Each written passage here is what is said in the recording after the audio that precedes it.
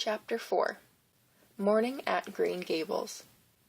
It was broad daylight when Anne awoke and sat up in bed, staring confusedly at the window through which a flood of cherry sunshine was pouring, and outside of which something white and feathery waved across glimpses of blue sky. For a moment she could not remember where she was. First came a delightful thrill, as of something very pleasant, then a horrible remembrance. This was Green Gables, and they didn't want her because she wasn't a boy. But it was morning, and yes, it was a cherry tree in full bloom outside of her window. With a bound she was out of bed and across the floor. She pushed up the sash.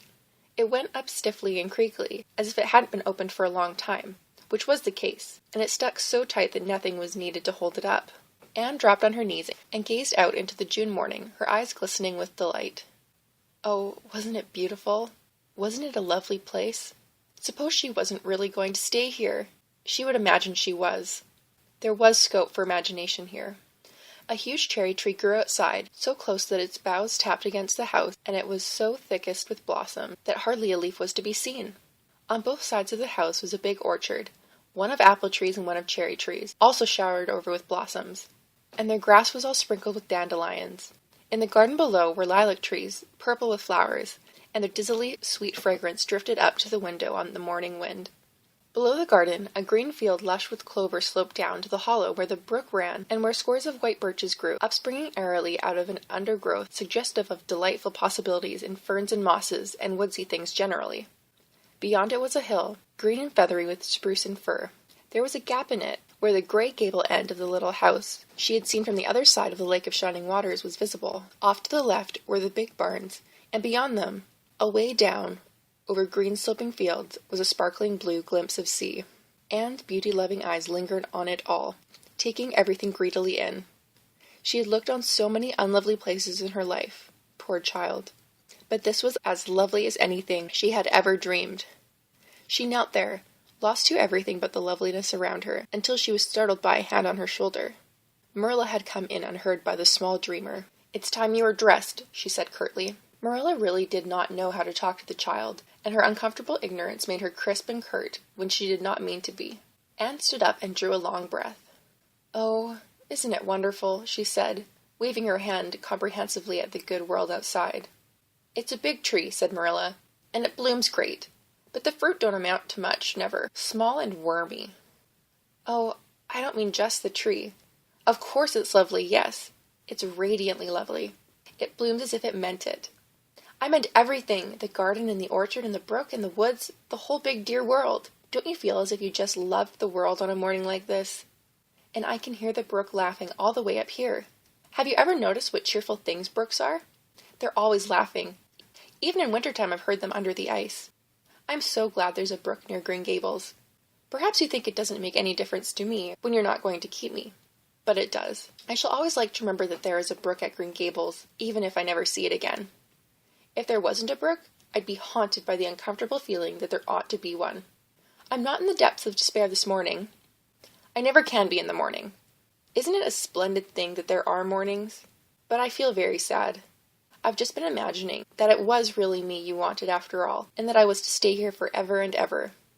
It was a great comfort while it lasted, but the worst of imagining things is that the time comes when you have to stop, and that hurts. You'd better get dressed and come downstairs. "Never mind your imaginings," said Marilla as soon as she could get a word in edgewise. "Breakfast is waiting. Wash your face and comb your hair. Leave the window up and turn your bedclothes back over the foot of the bed. Be as smart as you can." Anne could evidently be smart to some purpose, for she was downstairs in 10 minutes' time, with her clothes neatly on, her hair brushed and braided, her face washed, and a comfortable consciousness pervading her soul that she had fulfilled all Marilla's requirements. As a matter of fact, however, she had forgotten to turn back the bedclothes. "I'm pretty hungry this morning," she announced, as she slipped into the chair Marilla placed for her. "The world doesn't seem such a howling wilderness as it did last night. I'm so glad it's a sunshiny morning. But I like the raining mornings real well, too. All sorts of mornings are interesting, don't you think? You don't know what's going to happen through the day, and there's so much scope for imagination. But I'm glad it's not rainy today, because it's easier to be cheerful and bear up under affliction on a sunshiny day. I feel that I have a good deal to bear up under. It's all very well to read about sorrows and imagine yourself living through them heroically, but it's not so nice when you really come to have them, is it?" "For pity's sake, hold your tongue," said Marilla. You talk entirely too much for a little girl." Thereupon, Anne held her tongue so obediently and thoroughly that her continued silence made Marilla rather nervous, as if in the presence of something not exactly natural. Matthew also held his tongue, but this was natural, so that the meal was a very silent one. As it progressed, Anne became more and more abstracted, eating mechanically, with her big eyes fixed unswervingly and unseeingly on the sky outside the window. This made Marilla more nervous than ever. She had an uncomfortable feeling that while this odd child's body might be there at the table, her spirit was far away in some remote airy cloudland, borne aloft on the wings of imagination. Who would want such a child about the place? Yet Matthew wished to keep her. Of all uncountable things! Marilla felt that he wanted it just as much this morning as he had the night before, and that he would go on wanting it. That was Matthew's way. Take a whim into his head and cling to it with the most amazing silent persistency. A persistency 10 times more potent and effectual in its very silence than if he had talked it out. When the meal was ended, Anne came out of her reverie and offered to wash the dishes. "Can you wash dishes right?" asked Marilla distrustfully. "Pretty well. I'm better at looking after children, though. I've had so much experience at that.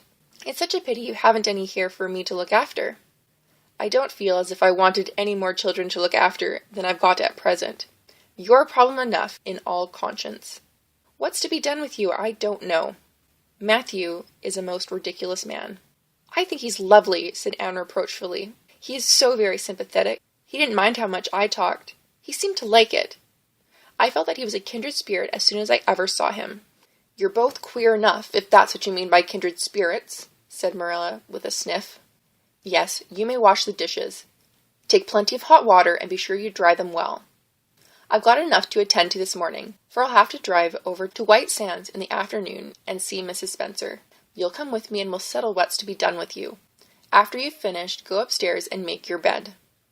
Anne washed the dishes deftly enough, as Marilla, who kept a sharp eye on the process, discerned. Later on, she made her bed less successfully, for she had never learned the art of wrestling with a feather tick. But it was done somehow and smoothed down. Then Marilla, to get rid of her, told her she might go out of doors and amuse herself until dinner time. Anne flew to the door, face alight, eyes glowing. On the very threshold she stopped short, wheeled about, came back, and sat down by the table, her light and glow as effectually blotted out as if someone had clapped an extinguisher on her. "What's the matter now?" demanded Marilla. "I don't dare go out," said Anne, in the tone of a martyr relinquishing all earthly joys. "If I can't stay here, there is no use in my loving Green Gables. And if I go out there and get acquainted with all those trees and flowers in the orchard and the brook, I'll not be able to help loving it. It's hard enough now, so I won't make it any harder. I want to go out so much. Everything seems to be calling to me. Anne, come out to us. Anne, we want a playmate." But it's better not. There's no use in loving things if you have to be torn from them, is there? And it's so hard to keep from loving things, isn't it? That was why I was so glad when I thought I was going to live here. I thought I'd have so many things to love and nothing to hinder me. But that brief dream is over. I am resigned to my fate now, so I don't think I'll go out for fear I'll get unresigned again. What is the name of that geranium on the windowsill, please? That's the apple-scented geranium. Oh, I don't like that sort of name. I mean just a name you gave it yourself. Didn't you give it a name? May I give it one, then? May I call it... Let me see. Bonnie would do. May I call it Bonnie while I'm here? Oh, do let me. Goodness, I don't care.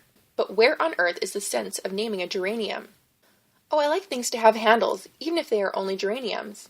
It makes them seem more like people. How do you know but that it hurts a geranium's feelings just to be called a geranium and nothing else? You wouldn't like to be called nothing but a woman all the time. Yes, I shall call it Bonnie.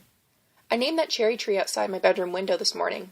I called it Snow Queen because it was so white. Of course, it won't always be in blossom, but one can imagine that it is, can't one? I never in all my life saw or heard anything equal to her, muttered Marilla, beating a retreat down to the cellar after potatoes. She is kind of interesting, as Matthew says. I can feel already that I'm wondering what on earth she'll say next. She'll be casting a spell over me, too. She's cast it over Matthew. That look he gave me when he went out said everything he said, or hinted last night over again. I wish he was like other men, and would talk things out. A body could answer back then, and argue him into reason. But what's to be done with a man who just looks? Anne had relapsed into reverie, with her chin in her hands and her eyes on the sky, when Marilla returned from her cellar pilgrimage. There Marilla left her until the early dinner was on the table.